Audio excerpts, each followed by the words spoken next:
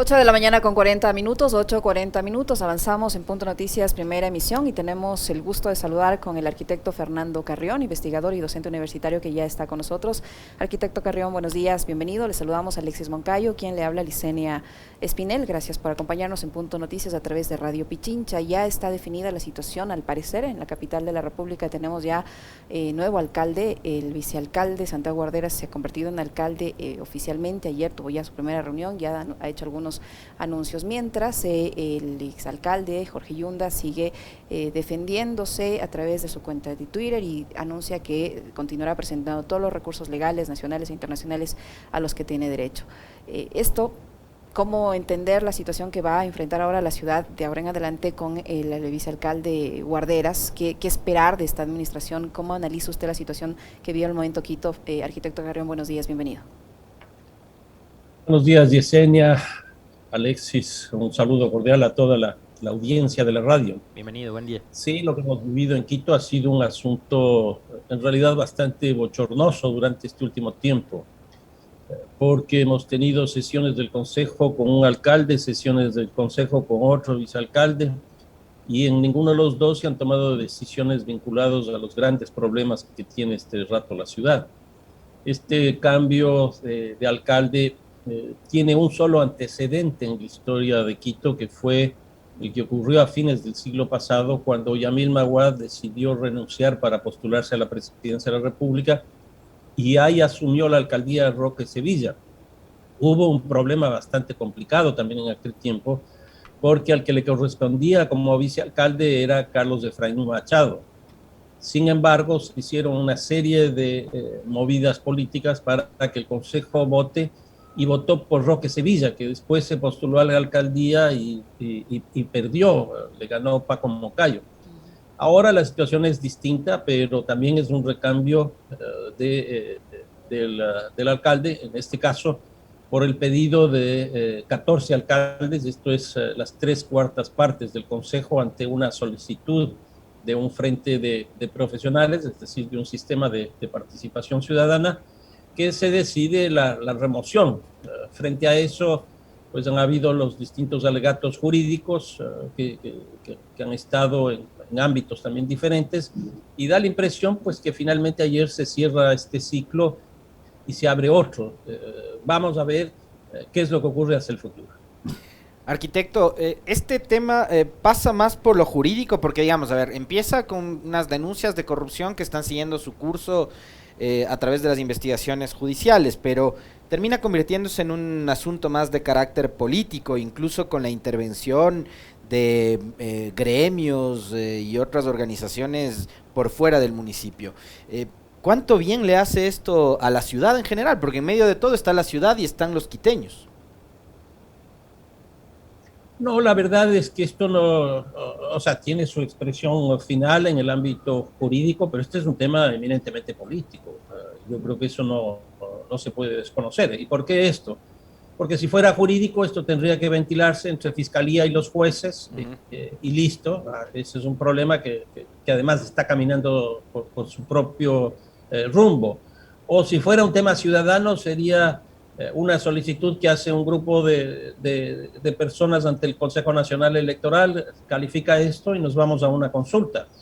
Pero una decisión del Consejo, donde están representados los partidos políticos y donde la decisión no es jurídica, el tema es sin duda político. Y aquí, claro, a mí sí me preocupa mucho que durante estos últimos, yo diría 2-3 meses, el municipio haya estado prácticamente paralizado, no se hayan enfrentado los grandes problemas.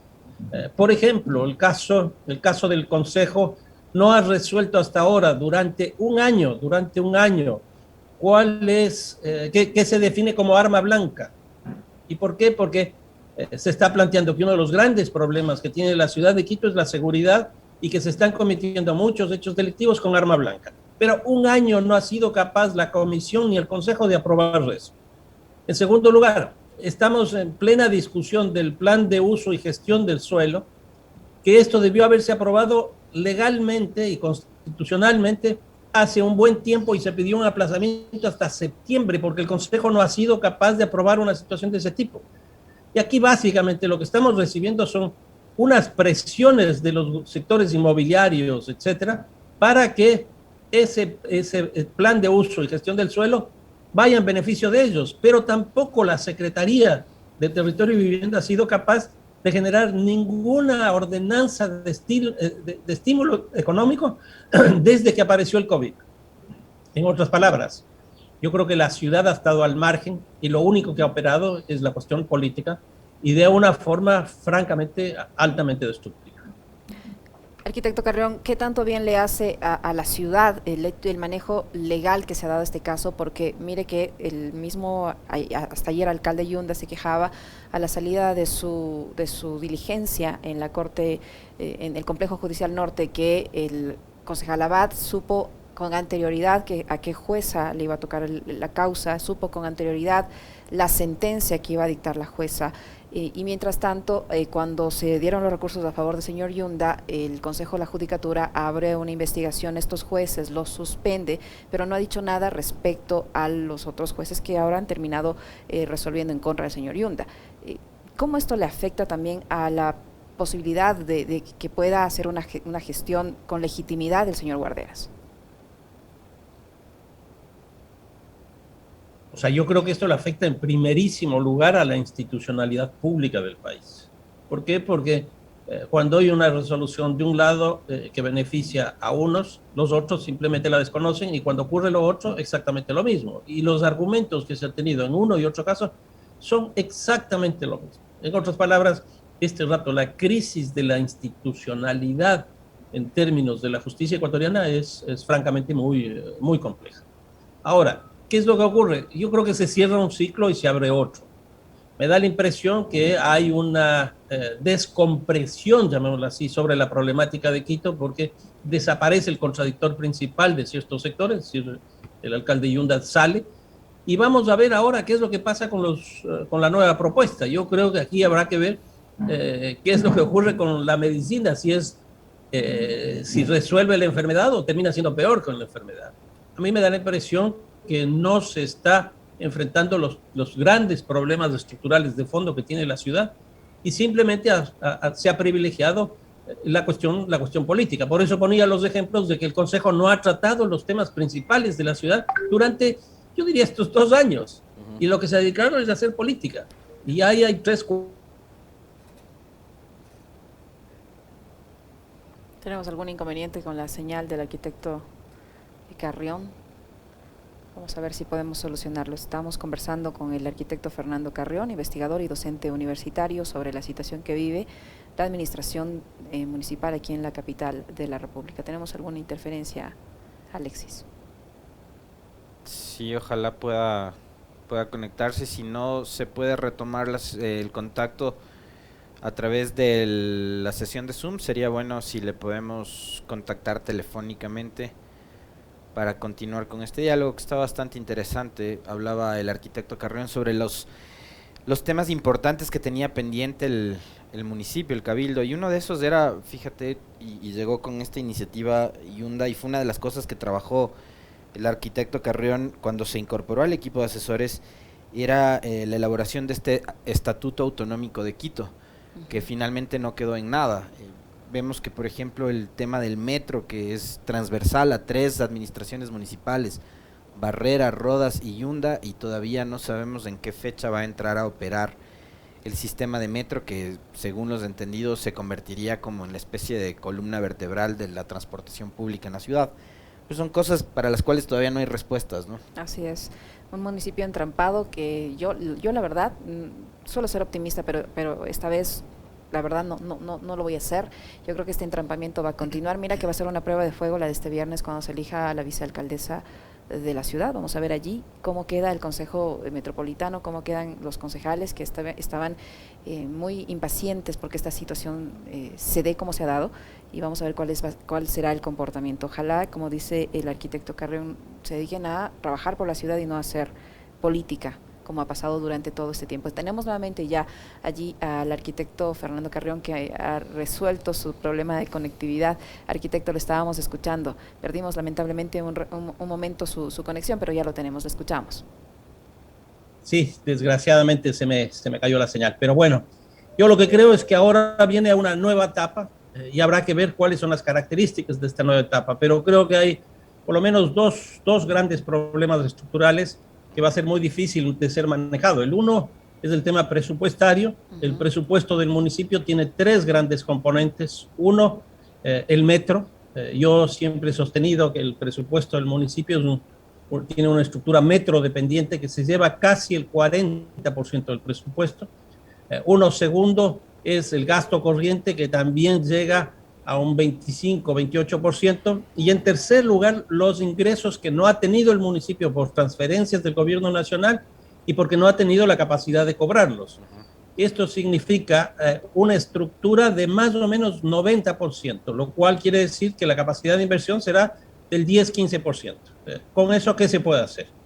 Un segundo problema, si este es el problema presupuestario económico, es del de orden político. ¿Por qué? Porque Jorge Yundas llegó a la alcaldía con un bloque de 3 concejales.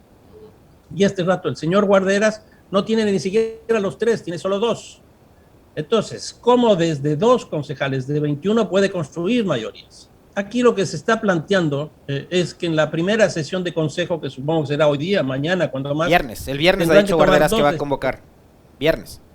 Bueno, ahí está. Entonces, ahí van a tener dos grandes decisiones que van a generar algunas fricciones. Uno es la elección de la vicealcaldesa, que incluso en el periodo de Jorge Yunda debió haber elegido una mujer, no un hombre, porque eso es lo que está establecido legalmente, pero ahí se manejaron dentro del sistema judicial para que se legitime la elección del vicealcalde.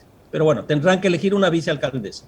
Y en segundo lugar, tienen que redefinir las comisiones del consejo. Aquí van a haber muertos y heridos, porque siempre que se hace un reparto va a haber problemas. El consejo tiene 21 comisiones, que además de eso es absolutamente absurdo. ¿Por qué digo esto? Porque una comisión por concejal. Exactamente. ¿Por qué digo esto? Porque la asamblea, que tiene 137 asambleístas, tiene solo 15 comisiones.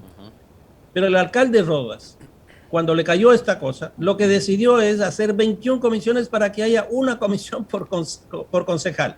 Y esto lo que ha conducido es que se aprueba algo en una comisión y tiene que pasar a otra comisión y en algunos casos a una tercera comisión. Con lo cual el conflicto es bastante complicado. Entonces, el viernes, como dice Alexis, se elegirá nuevas comisiones y aquí habrá que ver a quién le corresponde qué. Y tenemos un gran problema porque está dividido el consejo en un grupo de 8 concejales más o menos, y por otro lado la diferencia de 12-13, porque los 14 que votaron, por lo menos en las reuniones convocadas por el alcalde, ya no les he visto a todos. Ahora, ¿quién cree usted que debería ser la vicealcaldesa, arquitecto Carrión? Porque el señor Guarderas le va a tocar actuar con inteligencia, porque si pone a alguien en la vicealcaldía le puede pasar lo mismo que le ha pasado al señor Yunda. Sí, claro, aquí lo que debería hacer es tender puentes, pero por ejemplo, de lo que yo he escuchado, a Compromiso Social no le interesa. ¿Qué significa eso? Que va a tener 7, 8 votos que no están vinculados a su ejercicio, y eso va a generar un problema interno muy difícil. Si encima de eso se le suma esto de las comisiones que estoy planteando, lo más probable que exista es que también van a haber algunos sectores, algunos concejales, concejalas, que no se sientan felices con la comisión que le haya correspondido. Ahora, arquitecto, usted mencionaba hace un momento los temas pendientes que tiene este municipio. Uno de esos, digamos que es transversal, decía yo, a 3 administraciones desde el metro, ¿no? Barrera, Rodas, Yunda. Otro es el Estatuto Autonómico de Quito, que usted lo trabajó en un primer momento cuando llegó a colaborar con la actual alcaldía. ¿Qué pasa con esos temas tan particulares? A ver, yo creo que el tema del metro es otra de las razones por las cuales se le cambia al alcalde, porque aquí me da la impresión que está en debate $2.000 millones. O sea, una cantidad de esa magnitud no está fuera del debate que este rato está teniendo. Tan es así que ya se tomó una decisión del modelo de gestión, que es una de administración directa con asesoría y contratos en servicios especiales del exterior por un lapso de 3 años y medio, y eso está siendo cuestionado porque lo que quieren hacer es privatizar. A mí me parece que ese es una de las grandes explicaciones que está detrás de todo este proceso también. ¿Cuál es el problema que nosotros tenemos en el caso del metro? Y yo les diría, aquí les comento, el transporte en Quito es absolutamente subsidiado. Los buses privados convencionales tienen un subsidio de 32 millones de dólares. 32 millones de dólares. A eso hay que sumar la transportación municipal cercana a ese rubro, que son más o menos 29, 30 millones. Y el metro, con los 45 centavos que está establecido, no financia la operación, que es un poquito más de $1. Eso significa que es más del doble que estaría siendo subsidiado. Y eso, que esa cantidad se hizo con un número de pasajeros diarios de 400,000, que si yo creo al principio empieza con 120 y 150,000, eso es ya mucho. En otras palabras, sumen los tres subsidios de los tres sistemas, eso no baja de 110, 120 millones de dólares, que si ven solo los ingresos prediales del municipio de Quito, es alrededor de 80 millones de dólares. Ahí hay un problema estructural muy, pero muy fuerte con el metro. Lo segundo, lo del estatuto autonómico. Este consejo se negó a tratar en sus sesiones ordinarias cuando fue presentado. ¿Y qué es lo que hubiera ocurrido? Gran parte de los problemas que nosotros tenemos de este rato se hubieran resuelto, pero decidieron no tratar porque el tema principal para ellos es político. Y cuando digo político, digo básicamente apetitos de cada uno de ellos. A mí me da la impresión que tenemos de este rato 21 candidatos a alcalde de Quito, porque ni siquiera operan con bloques. Es decir, las solicitudes que se le hicieron al alcalde para que renuncien no fue presentada por ninguno de los 5 partidos políticos que están representados en el Consejo, sino por personas aisladas. Yo creo que ese es un gran problema que este rato tiene ese Consejo. Por ejemplo, hay 3 sectores de la ciudad que están pidiendo la cantonización, o sea, crear nuevos municipios, como el caso de Calderón, Carapungo, como el caso de Tumbaco y Cumbayá. Tumbaco y Cumbayá, y como es el caso de Los Chillos también. Eso se hubiera resuelto aprobando el estatuto autonómico, con lo cual tendríamos las administraciones zonales, las alcaldías menores y resuelto ese problema. Pero ese tema está ahí presente. Por ejemplo, la gente de Cumbayá y Tumbaco, ¿qué es lo que dice? ¿Por qué tenemos que pagar nosotros el metro si nosotros no usamos? Claro, ellos tienen vehículos, pero no se dan cuenta que la inversión que se hizo del aeropuerto fue una inversión casi igual a la del metro. Y muchos de los habitantes que vivimos en Quito no utilizan el aeropuerto. ¿Por qué tienen que pagar el aeropuerto? Y lo tienen que pagar. Ustedes recordarán la elevación que sufrió los impuestos prediales por la ruta Viva, por la ruta Collas, etcétera, etcétera, porque además es un requerimiento legal. Y entonces todos estamos pagando eso, como tocará pagar lo del metro. Ahora, siendo este un problema político, arquitecto, y yo recordaba plenamente a la hora de hacer el comentario el día de hoy, las conversaciones que tuvimos con usted allá por marzo, abril, mayo del 2019, cuando usted ya anticipaba el duro problema de gobernabilidad que iba a enfrentar este cabildo. Usted ya lo veía, ¿no? Un visionario usted, como siempre, que así fuera para el fútbol y le dé luces a la dirigencia de liga, me encantaría, para salir de este bache. Pero ahora se vienen elecciones seccionales en el 23 y las organizaciones políticas que atomizaron con 18 candidaturas, fíjese usted, dice, hay ya 21 precandidatos porque todos los concejales se creen predestinados, incluido Guarderas, incluido Yunda, que si no le quitan sus derechos políticos podría ser nuevamente candidato en 2023. ¿Qué va a pasar? Las organizaciones políticas tienen que tomarse ya en serio la política misma en nuestro país y en Quito, porque estamos hablando de que la capital está sentando un pésimo precedente para la gobernabilidad y para la democracia, además, con lo que ha sucedido esta semana. A ver, dos cosas respecto a esto, Alexis. Una primera es que todo el mundo dice que esta alcaldía va a ser una alcaldía de transición durante 20 meses.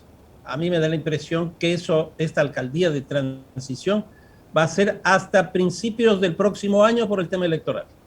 Nosotros somos gente que empezamos las campañas electorales mínimo con un año de anticipación. Correcto. Mínimo. Y este rato ya tenemos varios candidatos y candidatas. Ya tenemos varios.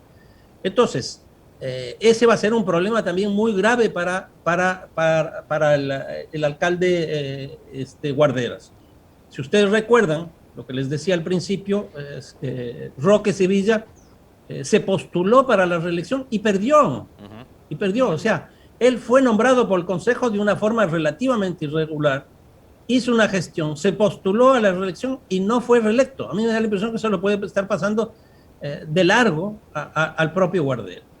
Ahora, si eso es así, esta gestión va a ser una gestión de muy corto plazo, menos de un año. ¿Qué es lo que debería hacer? Yo creo que aquí se debe plantear por lo menos una modificación, una reforma al Código de la Democracia que tenga los siguientes elementos. Uno, el reducir el número de operadores políticos. El Ecuador tiene 283 organizaciones políticas.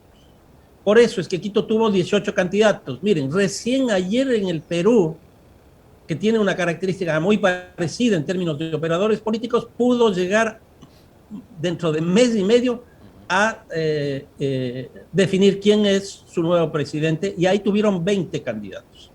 A la segunda vuelta entraron con, eran 19 más 13, 22, 32, 33%.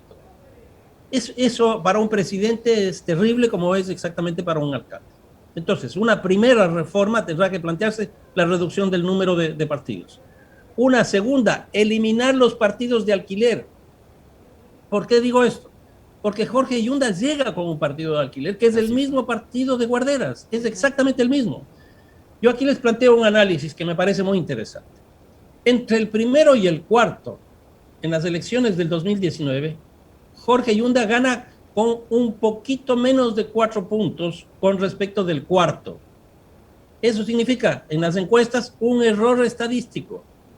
Entonces, lo que tenemos es que cualquiera pudo haber sido alcalde de los 4, y efectivamente eso pasó. Jorge Yunda llega a ser alcalde porque él tiene una presencia pública a través de los medios que le hace importantísimo. ¿Qué es lo que ocurre? La segunda, que es Luisa Maldonado, no gana porque ella no tiene eso. Pero ¿qué es lo que ocurre? Luisa Maldonado sí tiene una estructura política atrás, que no tenía Jorge Yunda. Llega con 9 concejales.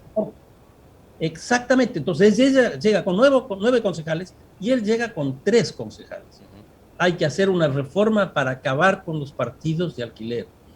Una tercera reforma que me parece que es absolutamente imprescindible, y esto, el único caso que existe en América Latina es del Brasil, y ha sido una experiencia muy interesante, es la elección en segunda vuelta, al menos de los alcaldes de las capitales de provincia.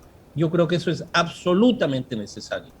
Yo acabo de estar la semana antepasada en Guayaquil y me da la impresión que vamos a tener en Guayaquil, si es que se mantiene esto, no menos de 12 a 13 candidatos a la alcaldía, lo cual va a reproducir este grave problema que estoy señalando.